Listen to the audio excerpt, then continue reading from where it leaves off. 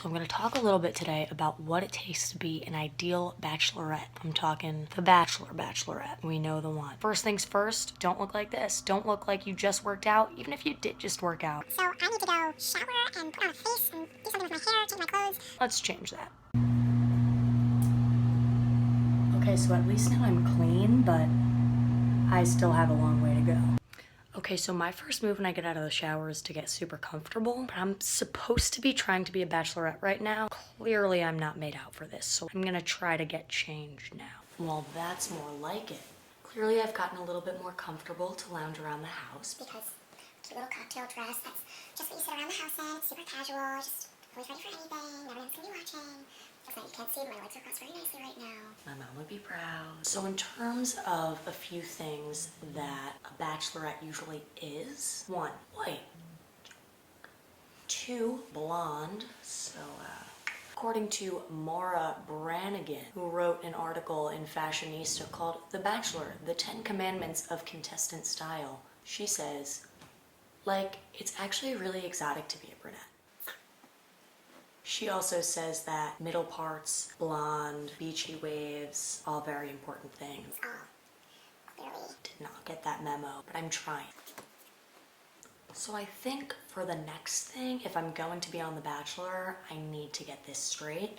I need a nice job description. So it appears as though dog lover, manscaper, twin, free spirit, all of these things have already been taken. Chicken enthusiast, all taken. I need to get creative. I'll get back to you on that.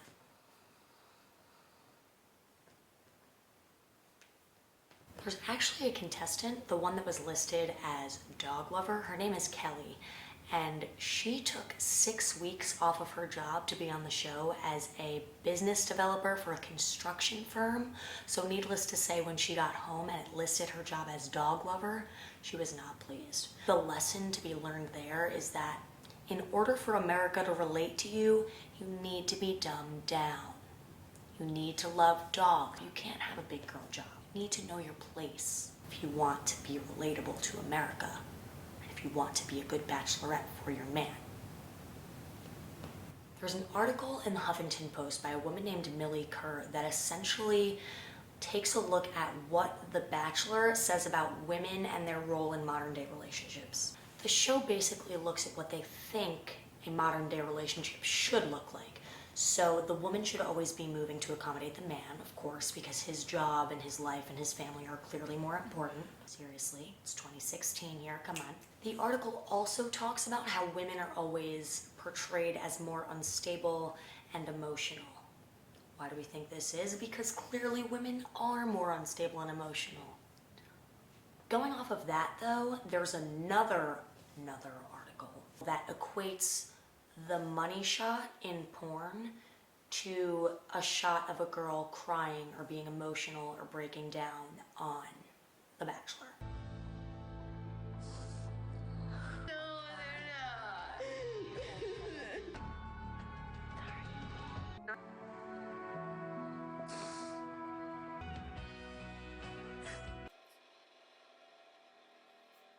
Clearly there's a lot of that, there's a lot of emotions, getting 20-something girls cooped up in a house with no television to watch reality shows and no phones to check social media or Snapchat their boyfriends that they have back home. These things can do this to a girl. So clearly they're there with cameras to capture it. So why is it that over emotion? Why is it that that's what sells? Why is it that that is what we're drawn to? I have no idea. Also, if you're getting more screen time on the show, that means that you're about to get eliminated. If I'm on the show and you're seeing me on the screen too much, then something went wrong. The reason that they show the woman that's going to get cut so much before is because they want you to connect with her so that when she gets off, you are being the emotional, unstable wreck that was originally being portrayed on TV that you were being drawn to. Not only do we want to see the emotional wreck, we want to make the emotional wreck. You too can be an emotional wreck. Essentially, being on the show, you have 2 options. You can either go to be a wife. Be classy, quiet girl, you don't get in much trouble, you don't talk about the other girls, you don't get involved in drama. So essentially, you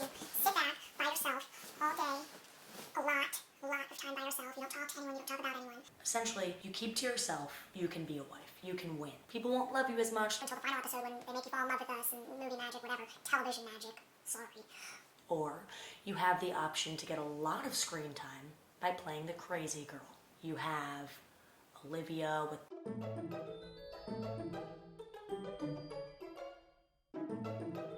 so you can either go to be a wife or you can go to make great television. Different people go on for different things. So if you want to be on TV, be crazy. Cry a lot, fight a lot. America will love you. Because isn't that what you love to see in real life? People crying a lot and fighting a lot. So I think it's pretty clear that everything that it takes to be a wonderful bachelorette is everything that you do in your everyday life. You're being exactly who you are in real life on television. And that's what finding a man is. That's what being a woman is all about. Being yourself. That was the point of this, I think. How it's all coming together. They're individuals, and that's why they look the same, and they act the same, and they cry the same, and they make the same faces. And all their dates are the same.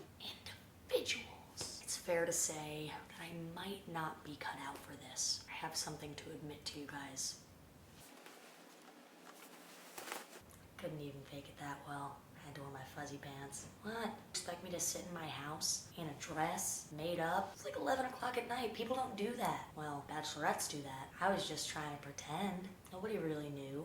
Just you. Whoever else watches this, probably no one's probably just you. Moral of the story, actually be yourself.